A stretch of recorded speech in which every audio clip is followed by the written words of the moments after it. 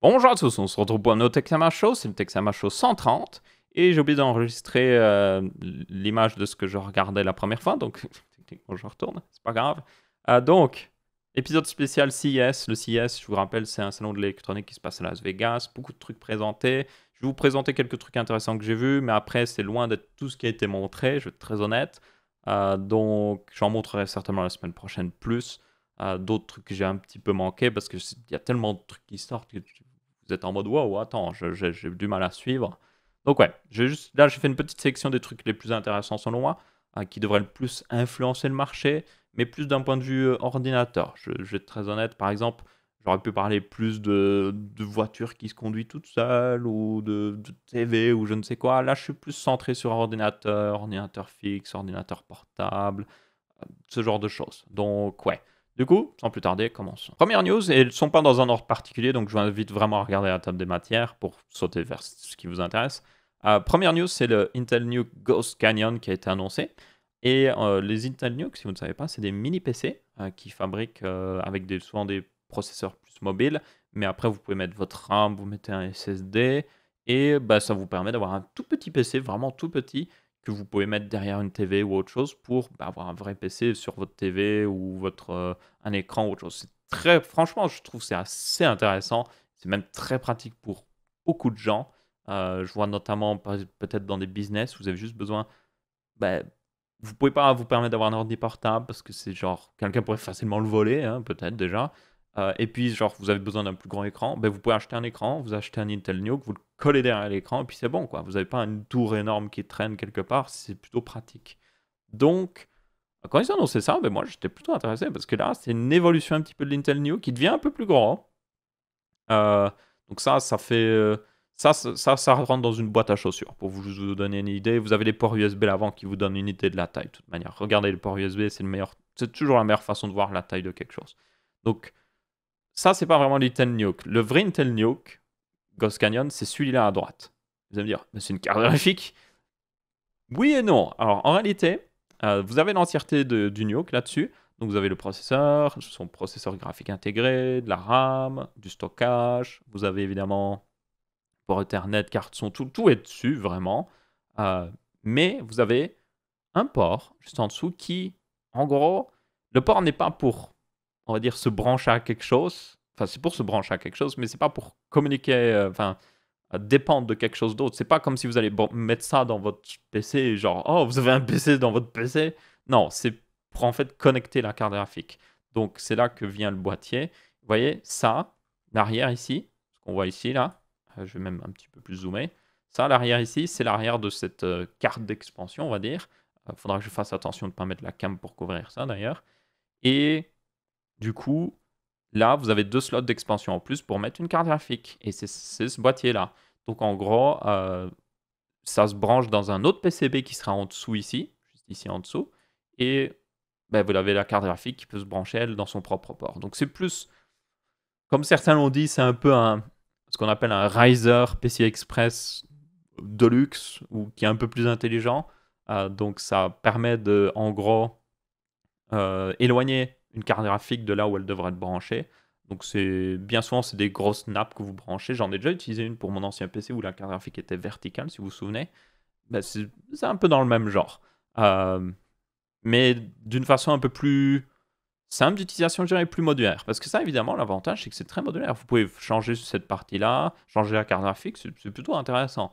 Vous avez aussi une alimentation dans le boîtier, évidemment, c'est très important. Et ben, c'est à peu près tout, en fait. Il y a d'autres marques qui en ont annoncé, notamment Razer, qui a montré un modèle où il peut avoir une plus grosse carte graphique, parce que là, le problème, c'est que vous êtes limité à peu près à la même longueur que cette carte-là, qui, vous voyez, est quand même longue, mais pas beaucoup plus long qu'un slot PCI Express. Ça fait à peu près la taille d'un slot PCI Express. Je dirais même c'est très similaire à enfin, c'est même un slot PCI Express, on dirait. Donc, n'importe quelle carte graphique plus longue ne passerait pas là-dedans. Il me semble qu'il disait 8 inch en anglais. Je ne parle pas le Freedom Unit. Il me semble que c'est genre 15 cm. Combien c'est 8 inch? C'est genre 15-20 cm? Oui, c'est ça. 15-20 cm. Vous pouvez pas mettre les plus grosses cartes graphiques qui existent. Vous devrez mettre des modèles mini ETX. C'est pour ça que on va dire, le boîtier Razer est plus intéressant parce que là, vous avez, déjà, vous pouvez mettre une plus grosse alimentation, une vraie alimentation que vous pouvez même mettre. Du coup, vous mettez cette carte-là, hein, vous achetez ça à part, vous le mettez dedans, pouf, voilà. Et puis après, vous mettez n'importe quelle carte graphique que vous voulez.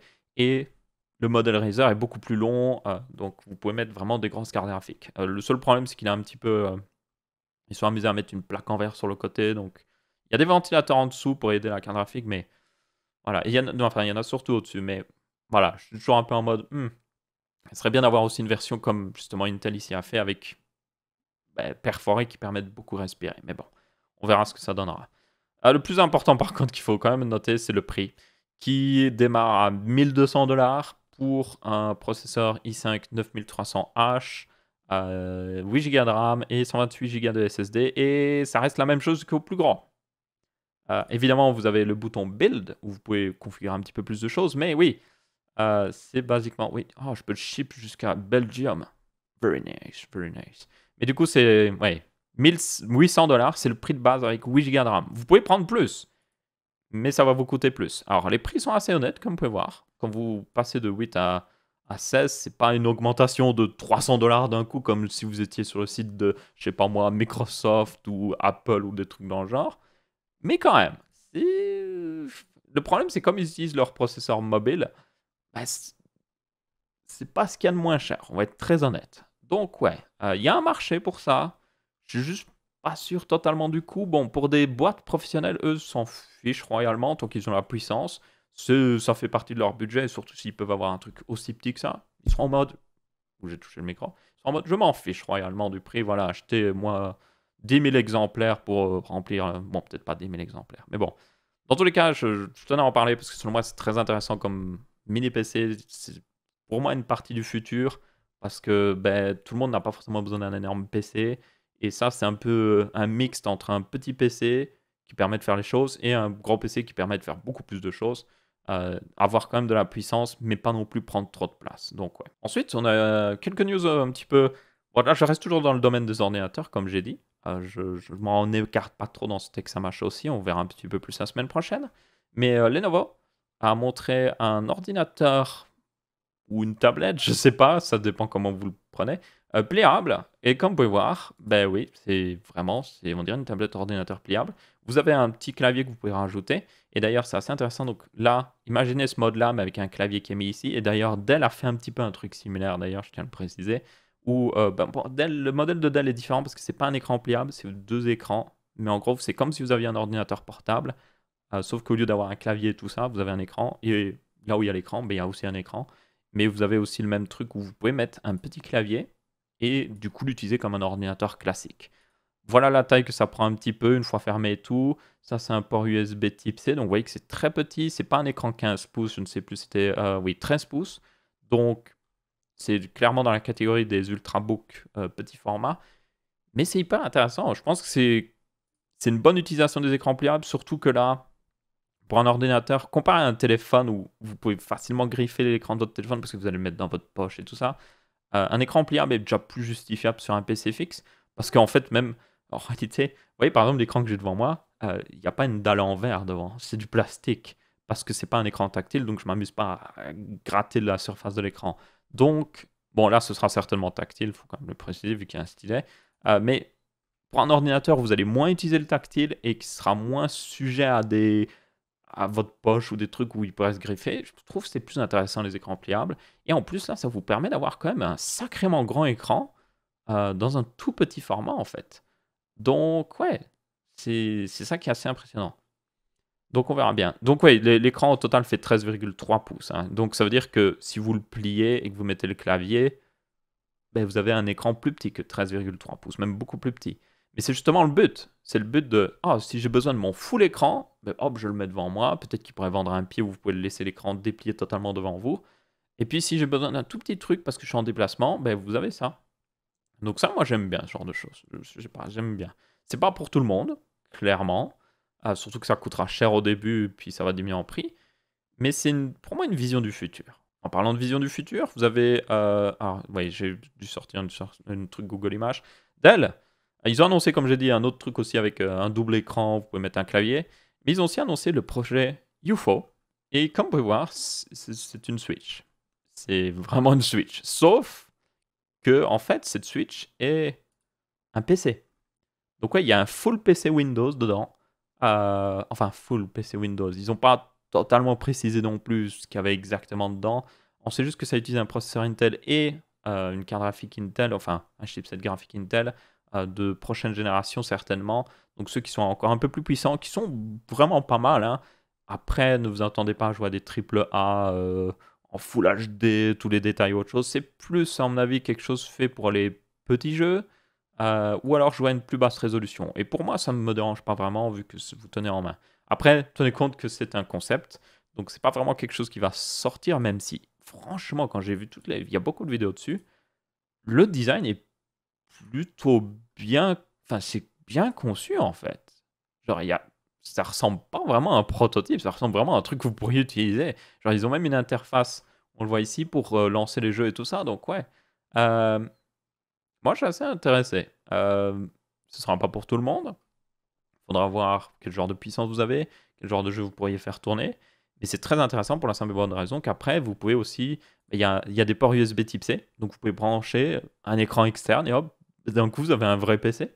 Donc, vous pourriez imaginer quelqu'un qui a vraiment pas beaucoup de place, qui voyage très léger, mais qui aime bien avoir quand même peut-être une console de jeu, mais aussi un PC pour de temps en temps. Genre, il n'y a pas vraiment besoin de travailler, mais de temps en temps, il a vraiment besoin de se mettre à travailler. Et du coup, s'il peut-être, je sais pas moi, il retourne chez lui, il branche à l'écran, il branche un clavier, hop, il peut travailler comme si c'était un PC normal, puis hop, il débranche, puis il va faire autre chose.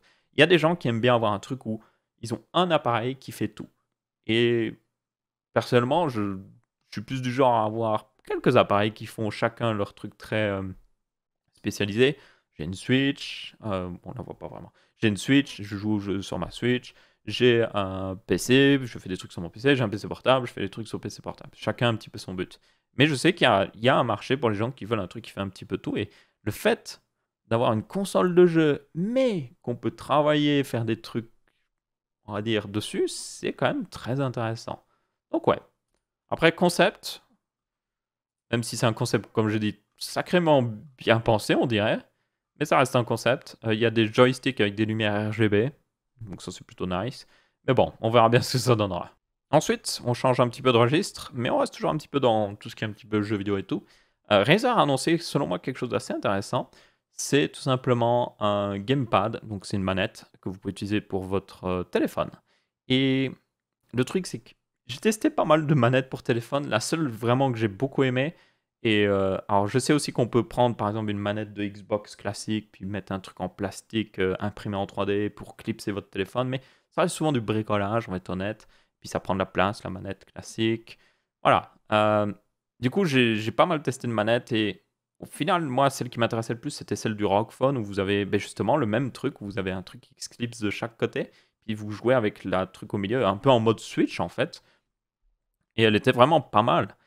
Mais le truc, c'est que la plupart des autres constructeurs de manettes un petit peu dans le genre, surtout pour n'importe quel téléphone, c'est toujours un peu bancal. Soit la manette est bien conçue, mais elle a du mal à marcher avec genre les téléphones, ou soit elle est mal conçue et elle marche mal aussi avec le téléphone, parce que bien souvent, le problème, c'est qu'elles sont en Bluetooth. Et le Bluetooth, il faut que je fasse une vidéo sur le Bluetooth pour montrer à quel point c'est genre, d'un d'un côté, c'est une technologie vraiment incroyable. Et d'un autre côté, c'est une technologie vraiment archaïque. Mais genre vraiment archaïque. Et l'un des gros problèmes du Bluetooth, souvent, c'est que vous avez des latences. Et pour une manette, pour jouer, des latences, c'est pas trop ça, quoi. Donc là, c'est une manette qui se branche directement en USB type C ou en Lightning. Il y aura deux modèles visiblement dans votre téléphone. Le but aussi de la manette, c'est qu'elle soit compatible avec un certain nombre de téléphones. Évidemment, ils ne pourront pas être compatibles avec tous les téléphones. Donc, contrairement à justement la manette du ROG Phone, qui est évidemment très bien conçue, vu qu'elle est conçue pour un seul téléphone, ici, vous pouvez la mettre sur d'autres téléphones. Donc, ça, c'est cool. Elle a un design plutôt sympathique. C'est quand même Razer qui est derrière. Razer a déjà fait des manettes, donc je suis convaincu à 100% que ce sera une manette bien designée. Le truc évidemment le plus important qu'il faudra avoir, c'est le prix, parce que ça reste Razer. Razer, c'est un peu, selon moi, le Apple du marché gaming, hein. Des périphériques gaming, c'est vraiment ça. Surtout que maintenant qu'ils ont fait les Razer Blade, c'est le Apple du gaming, on va être honnête. Enfin bref. Aussi, les deux parties de manette, quand elles sont derrière le... Comme ça, il y a un truc qui passe derrière le téléphone. Vous le voyez pas, mais c'est... Il est certainement replié là, mais ça permet de connecter les deux parties de la manette. Donc comme ça, il n'y en a pas une qui est connectée sans fil ou autre chose. C'est vraiment, elles sont connectées toutes les deux avec un câble, ce qui est très important d'un point de vue batterie ou autre chose. Il y aura certainement une petite batterie dedans pour aider ou autre chose. Et ouais, c'est vraiment... pour moi, c'est quelque chose qui est assez intéressant parce que on parle souvent de jeux mobiles, mais la plupart des jeux mobiles se contrôlent avec un écran tactile et je suis désolé, mais moi, j'arrive pas. J'arrive vraiment pas. Je sais que les gens qui jouent tout le temps sur mobile, sur un écran tactile, sont habitués, ils y arrivent. Mais, soyons honnêtes, vous leur donnez une manette, ils feront mieux. Ils feront clairement mieux. C'est juste couru d'avance. C'est une bien meilleure méthode de contrôle. Les contrôles sont plus précis et tout. Il y a moins de fausses manipulations et c'est juste mieux, quoi. Donc, ouais, ce genre de choses, moi, m'intéresse beaucoup. Surtout que j'aime bien faire de l'émulation sur téléphone. Donc, juste avoir un émulateur Game Boy, puis juste jouer à un des vieux Pokémon, ça marche très bien. Du coup, avoir une manette comme ça, bah, c'est cool parce que je peux jouer comme si j'avais un pseudo Game Boy, mais c'est mon téléphone. Du coup, je peux toujours l'utiliser comme téléphone, donc c'est pratique, quoi.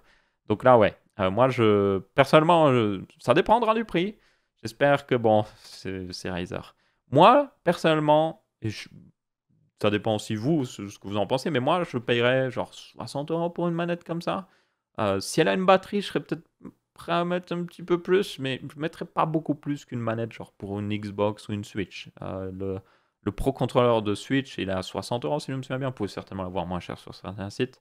La manette d'Xbox, elle a genre 50 € aussi. Voilà. Aller beaucoup plus haut que ça serait juste ridicule, en fait, d'un point de vue prix.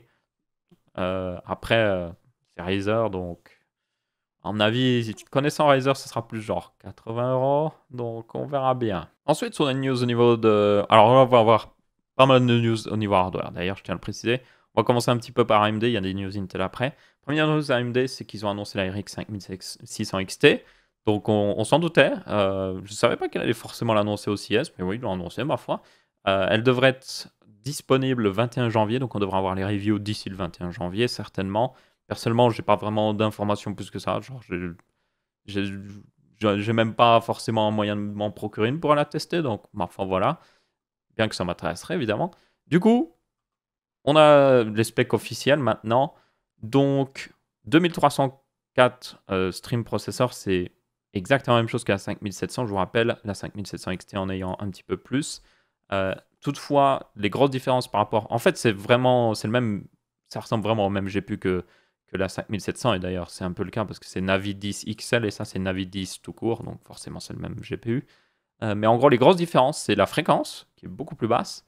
La largeur de bus qui passe à 192 bits, ce qui fait que la carte, je vous rappelle, la mémoire est toujours un multiple du bus mémoire. Donc, par exemple, 256, c'est un multiple. Enfin, 8 est un multiple. Enfin, 256 c'est un multiple de 8. 192 est un multiple de 6. Donc, ça, c'est une règle d'or souvent en informatique qui a juste, selon moi, été baffée une seule fois. Et c'était avec. Si vous vous souvenez, Nvidia avec la GTX 970 qui avait 4 Go de RAM, malgré qu'elle avait un bus qui faisait qu'elle devait avoir, pas 4 Go de RAM, elle devait avoir 3,5 ou 7 Go de RAM, parce que si on choisit encore une fois les multiples, hein, et je vous rappelle que pour ceux qui ne savent pas comment ça s'est passé, c'est parce qu'en fait ils ont rajouté 512 MO de RAM, comme ça, raccordé d'une manière un peu bricolage, on va dire, et du coup, cette mémoire était beaucoup moins performante que le reste de la mémoire, et au point même que des fois, ça pouvait même causer des problèmes de performance d'utiliser ces 512 MO qui, voilà, qui étaient juste rajoutés vite fait comme ça. Et tout ça pour que Nvidia puisse dire qu'elle avait 4 Go, mais pas vraiment. Pour ceux qui d'ailleurs se sont demandé comment ça s'est fini, le cas en justice, il me semble que tous les processeurs de GTX 970 ont pu, si vous n'avez pas manqué le truc, ont pu demander jusqu'à 50 $, je crois, quelque chose comme ça. Ce qui n'était pas négligeable. Donc bref, ici, différence de bus, donc moins de RAM. On a 6 Go, c'est toujours la GDDR6, mais moins rapide, c'est la 12 Go Mbps. Donc à mon avis, on va dire le nerf, ou plutôt l'économie, vient du fait, oui, c'est de la moins bonne RAM, moins bonne fréquence sur le GPU, et moins de RAM. Donc ce qui fait que on obtient une 5700 un peu castré, quoi, qui devrait être moins performant, mais qui coûte aussi moins cher. Maintenant, la différence, c'est... Enfin, la question c'est est-ce que cette 5600 XT va être facilement overclockable? Parce que si elle est facilement overclockable, vous pouvez peut-être récupérer les performances qu'elle devra avoir en étant une 5700 en quelque sorte. Vous n'aurez pas évidemment les 8 Go de RAM, mais vous en avez 6, qui est déjà pas mal. Et peut-être même aussi que si vous overclockez la RAM, vous pouvez récupérer une partie des performances perdues. Et du coup, ça va être très intéressant. Dans les slides, AMD la compare à une GTX 1660 Ti ainsi qu'à une 1660. Super, pour information. Et bah, les différences sont intéressantes. Après, c'est des chiffres AMD, donc forcément, ils ont pris les chiffres qui étaient les plus impressionnants. Donc, il faudra voir ce que ça donne réellement avec les tests. Mais ouais, moi, je suis intéressé. En fait, ce qui m'intéresse le plus, c'est le prix que ce sera en Europe, parce que là, ils annoncent 279 $. Et soyons honnêtes, ce sera plus 300-320 € en Europe, ce qui la met dangereusement proche de la 5700 et de la 2060, la RTX 2060, qui est souvent en promotion à 300 €. Donc ouais, moi je suis curieux de voir. Je suis vraiment curieux de voir surtout le prix et si elle s'overclock très bien. Si le prix est raisonnable, pas trop proche de la 5700, et qu'elle s'overclock bien au point même de rattraper la 5700, je pense qu'on pourrait avoir une très bonne carte graphique pour ceux qui aiment bien un peu bidouiller. Ce qui fait depuis très longtemps, parce que ça fait il y a très peu, en ce moment, il y a très peu de cartes graphiques qu'on peut vraiment bidouiller pour récupérer beaucoup de performance. Donc ça serait vraiment cool de justement d'avoir une comme ça. Ensuite, toujours dans le même sujet, AMD a confirmé qu'il y aurait un gros GPU Navi qui arriverait. Donc je vous rappelle, il y avait des rumeurs comme quoi il y aurait une plus grosse carte graphique AMD qui devrait sortir. Donc c'est juste confirmé que ça arrive. Pas plus d'informations. Juste évidemment, toujours prendre en principe qu'il y a beaucoup de gens qui sont en train de se dire ouais, ça va être hyper performant. Il y a eu un leak de chiffre de performance qui montrait qu'elle serait 30% plus performante qu'une RTX 2080 Ti dans certains benchmarks.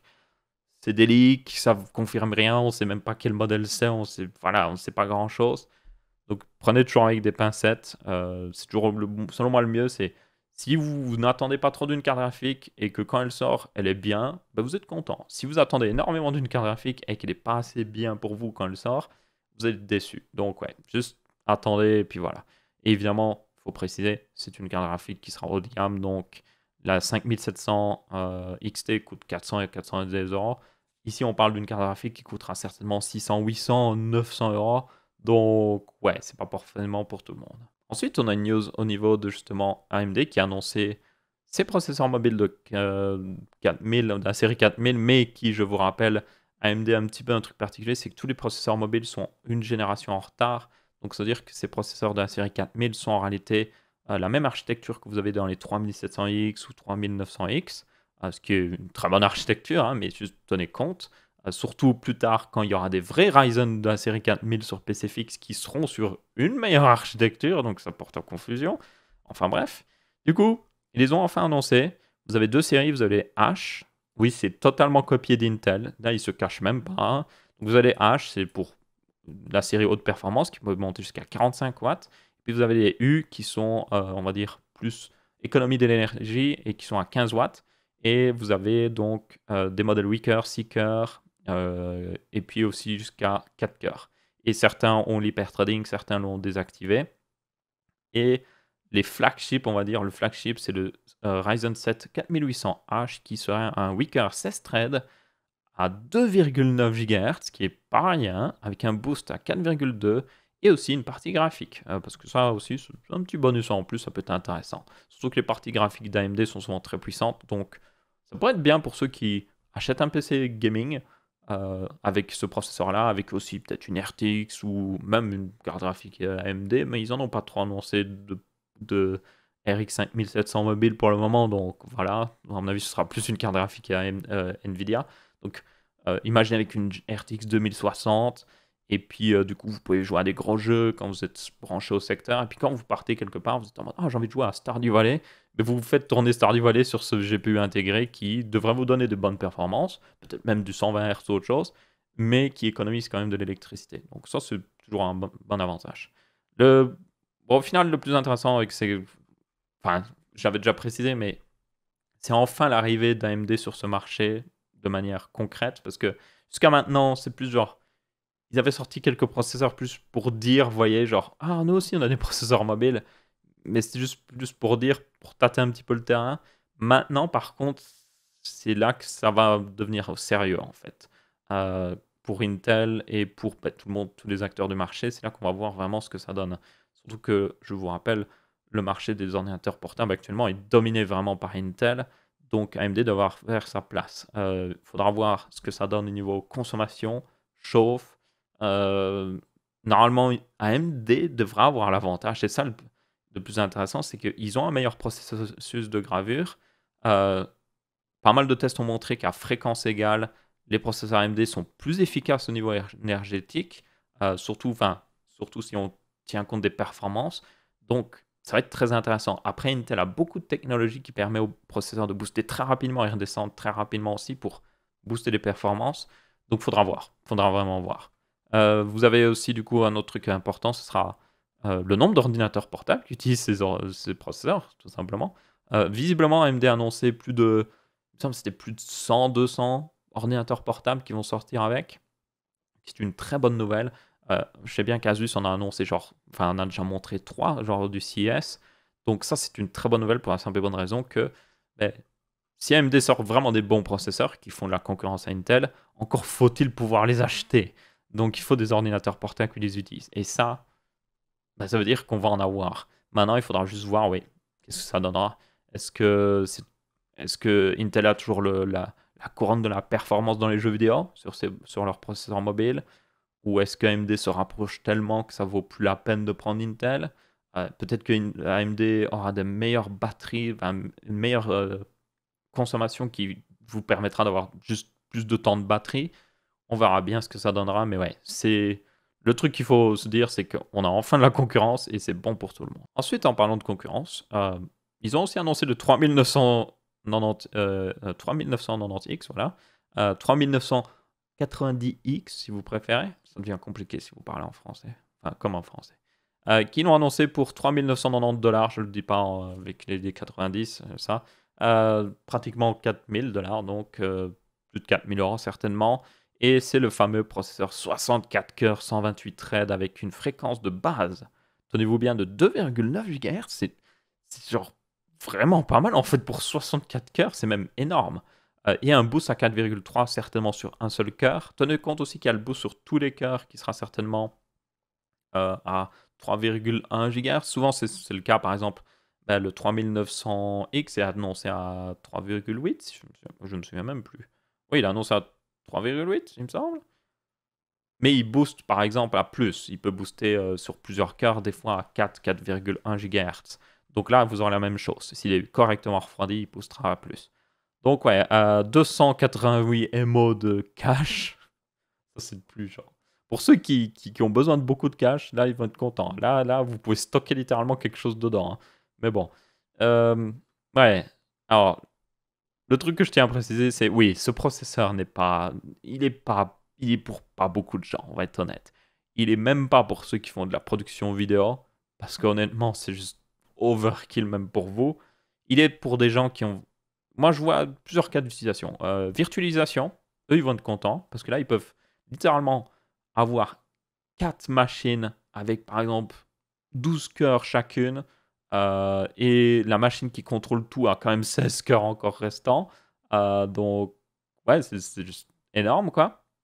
Donc, 4 machines 12 cœurs qui ont chacune, genre 128 Go de RAM, même, ils peuvent se permettre, parce que vous pouvez installer beaucoup de RAM sur ça. Et juste, ouais, et encore une bonne fréquence pour avoir des bonnes performances. Donc, ouais, pour ceux qui veulent faire de la virtualisation, ça pourrait être un excellent processeur. Le prix est élevé, mais il faut tenir compte que si vous regardez ce qui existait avant la sortie de ce processeur, tout était plus cher.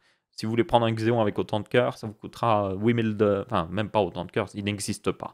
Si vous voulez prendre l'équivalent chez Intel, il vous faudra 2 Xeon de 28 cœurs qui coûtent chacun 8000 $. Ouais, vous n'allez pas le faire. Vous pourriez prendre le processeur Intel qu'ils ont sorti, qui est techniquement un Xeon, mais pas vraiment un Xeon, qui coûtait 3000 $, lui. Donc là, ça devient un peu plus honnête. Mais même deux de ces processeurs, vous ne pouvez pas les mettre sur une seule carte mère, donc vous ne pouvez pas avoir l'équivalent. Donc, oui, l'équivalent, ce serait 2 Xeon, et ça vous coûterait 16 000 $ processeur, plus la carte mère. Donc, ouais, à mon avis, il n'y a pas beaucoup de gens qui feront ça. Un autre équivalent qui existait, il n'y en a pas vraiment, oui, il n'y en a pas en fait. À part les processeurs EPYC d'AMD, je me remets correctement dans ma chaise, qui, eux, coûtaient, vu que c'est des processeurs plus orientés serveur, eux coûtent quand même quelques milliers de... Enfin, ils coûtent plus cher, il me semble. Je me souviens plus exactement des prix des processeurs EPYC, mais ils sont plus chers pour le même nombre de cœurs, quoi qu'il arrive. Ce qui est logique, hein. Soyons honnêtes, ils ont un peu plus de fonctionnalités, ils ont plus de support, on va dire haut de gamme en quelque sorte. Mais bon. Donc ouais, quoi qu'il arrive, c'est pas un processeur pour tout le monde. J'ai vu des gens être en mode, ouais, dans un programme d'encodage vidéo, vous utilisez la carte graphique, ça ira plus vite que ce processeur. Je suis en mode, mais c'est pas le marché visé. Enfin, c'est... Ah. Il y a des fois, je pense qu'il y a des gens qui ont du mal à comprendre pourquoi quelque chose existe.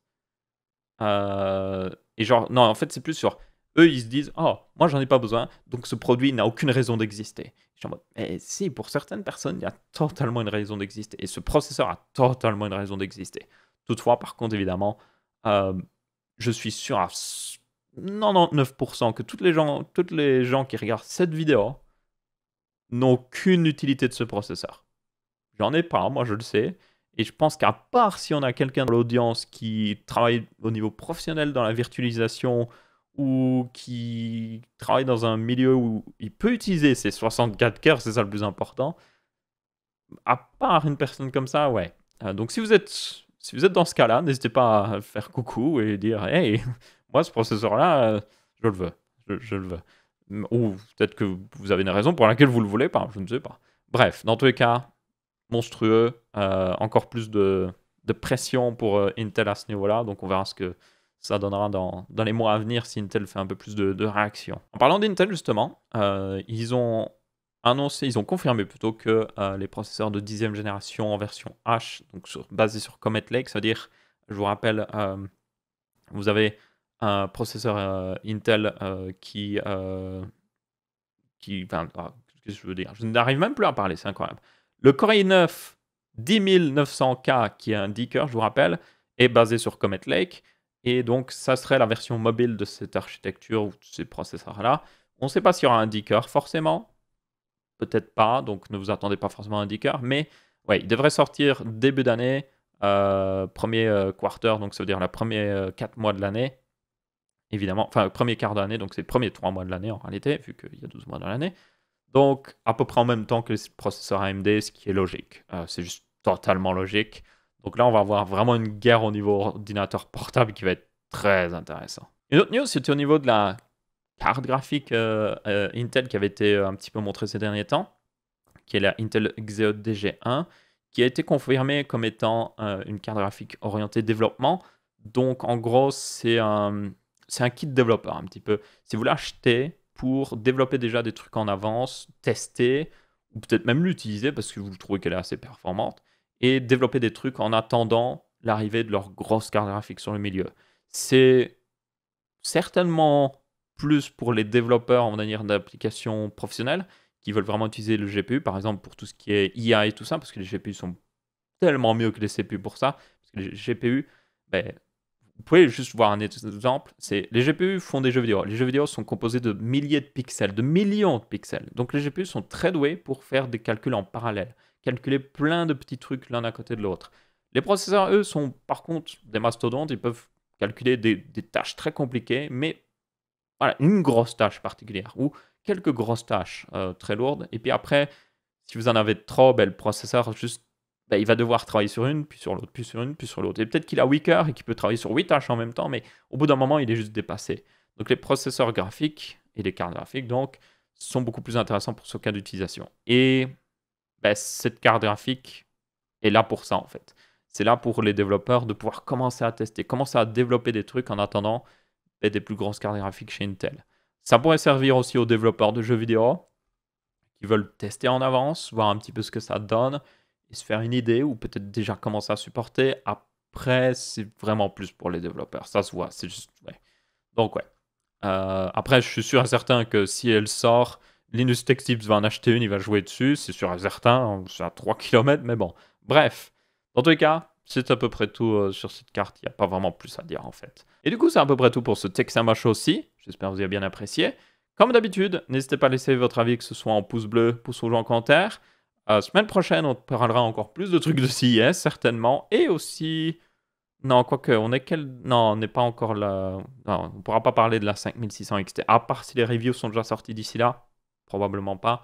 Mais bon, dans tous les cas, ouais. On va surtout parler d'autres trucs du CES. Peut-être plus des trucs grands consommateurs, là. Parce que là, je me suis concentré sur tout ce qui était un peu PC.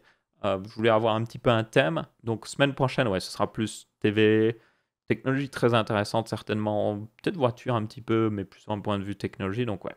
Parfois, on verra ça la semaine prochaine. Et s'il y a d'autres news aussi hein, qui concernent le PC, j'en parlerai la semaine prochaine, quoi qu'il arrive. Du coup, merci à tous et on se retrouvera pour un prochain Texama Show. Ciao, ciao!